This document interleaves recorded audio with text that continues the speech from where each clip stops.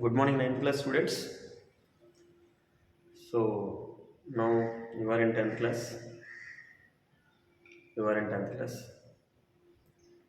We are going to discuss a new topic. Name it electricity, electrostatics. In electricity, first chapter is electrostatics. Second one is electric current. In our 10th class, you have electric current and the magnetic effect of electric currents.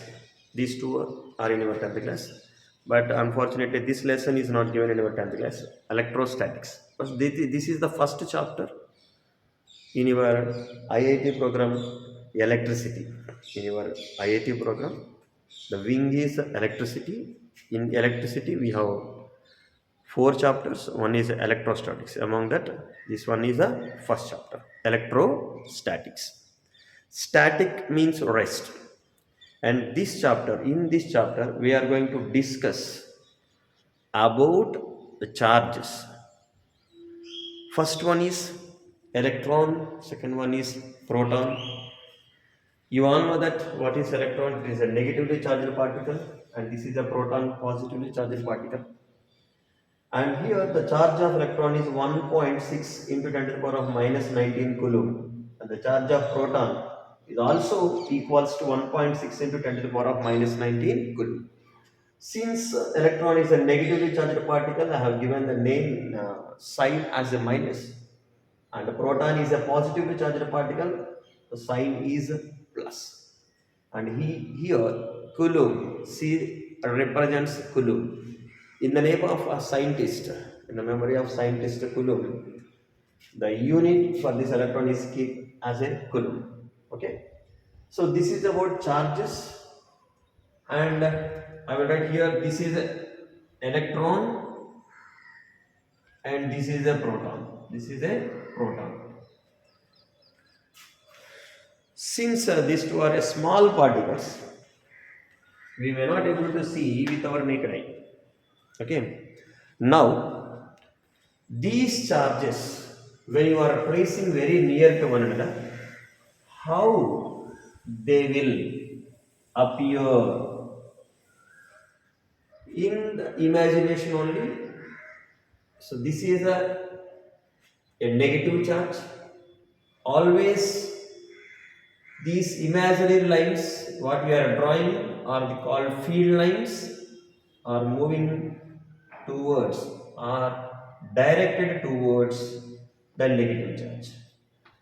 From this direction, so we can say this is a negatively charged particle. Suppose all the electrons are moving in one direction. We are calling this as electron current, that as an electron current. And where these field lines are occupying the space, this total space is called electric field. Electric field. Similarly, for positive charge, the imaginary field lines which are drawing here, observe this, they are moving away from the charge. They are moving away from the charge. Observe both. When field lines are moving away from the charge, the charge is named as a positive charge. Positive charge. Charge is named as a positive charge. And this space up to which these field lines are occupied or spread or is called electric field. And this is a positive field, and here it is a negative field. Positive field and negative field. Suppose when these two charges very near to one another, they will get attract. They will get attract. So we know that these opposite charges will get attract, and we studied in our 8th class itself by using a straw. Two plastic straws are rubbed with a cotton, and then we got that idea that repulsion and attraction. If two are opposite charges, they will get attract. If two are similar charges, they will get repelled. And now, what is that magnitude of a repulsive force, or what is that magnitude of attractive force? What is that magnitude of attractive force? So force is always is directly proportional to force is always directly proportional to the charges, product of charges. Force is always proportional to product of charges, that is Q1 and Q2. Force is directly proportional to product of charges. If the product of charges increases, force between these two is also increases. Force between these two also increases. Either it may repulsive force or attractive force. Suppose the product between these two, product of these two charges is less. The force is less. And one more thing. The same force is inversely proportional to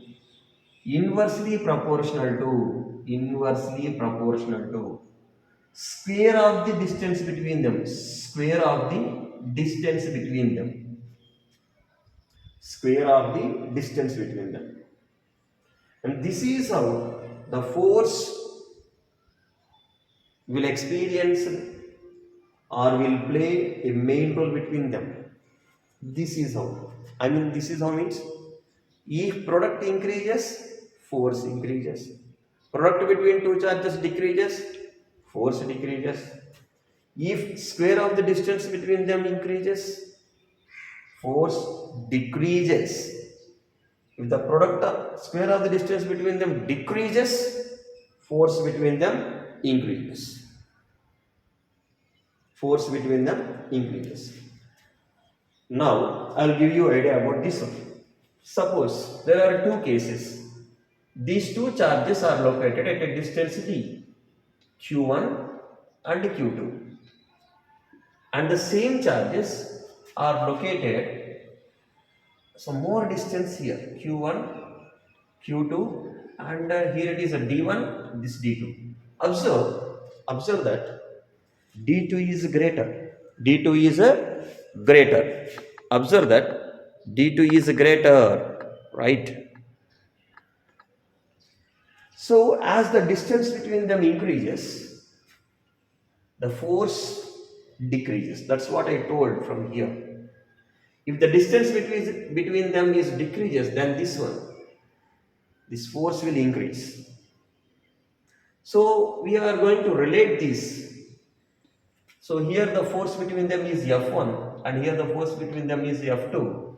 Then F1 is inversely proportional to square of the distance between them, d2 square, and F2 is inversely proportional to square of the distance between these two. So this is from here and this is from here, the second equation. When you combine these two, you will get like this. F1 by F2 is equals to d2 square by d1 square. Just divide these two, F1 by F2, and divide these two. Then since this is in denominator, after dividing, this will come into numerator. A simple mathematical calculation. We are not going to discuss here. I will write the formula.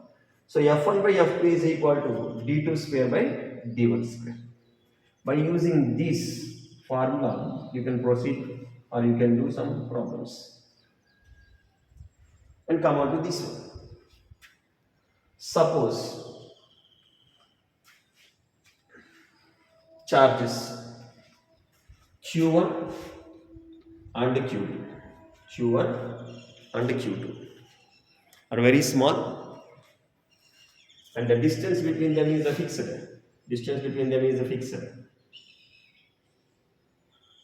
And the charges get increased or changed, Q1 and Q2. Now how you are going to relate? because D1 and this is a D and this is a D. How you are going to relate the force between these two? F1 and F2. Sorry to write this F2. So F1 by F2 is equals to product of charges Q1 Q2 by Q1 Q2. He will give you like this. If the charges are doubled, then what is the force? Charges are doubled. That means this Q1 is equals to Q1 and Q2 is equals to Q2. This is how he will give you to complete the problems. So this information explained by Coulomb's, we are calling this as a Coulomb's inverse square law. I'll give you the statement now. The magnitude of product between two charges is directly proportional to force experienced by that and is inversely proportional to the square of the distance between them. The force between, or you can say like this, the force of attraction or repulsion between the two charges is directly proportional to the product of two charges and inversely proportional to square of the distance between them. This is your statement for Coulomb's inverse square law. Coulomb's inverse square law. So I'll give you notes later. Later means I'll post in tomorrow's class or in today's evening class. Okay, just to go through this one, you just repeat this class once again. Already we discussed in this topic in class once. Okay, only up to here. From tomorrow onwards, I'll give you the detailed information regarding electrostatics. I think in a week we may complete this basic chapter. Okay, basics in this chapter. So this class, all the 5 sections can listen. You can listen and prepare notes. ఒకసారి వినండమ్మా, అందరికీ అర్థం అవ్వాలని కొంచెం స్లోగా చెప్తున్నాను. ఒక 2-3 periods అయిపోయిన తర్వాత కొంచెం స్పీడ్గా చెప్తాను. అప్పుడు దాకా కొంచెం స్లోగా ఉంటుంది. ఓకేనా? సో దీనికి అందరూ కూడా క్లాస్ నోట్స్ తయారు చేసి రెడీగా పెట్టుకోండి. ఏమైనా డౌట్ ఉంటే నాకు మెసేజ్ చేయండి. Thank you.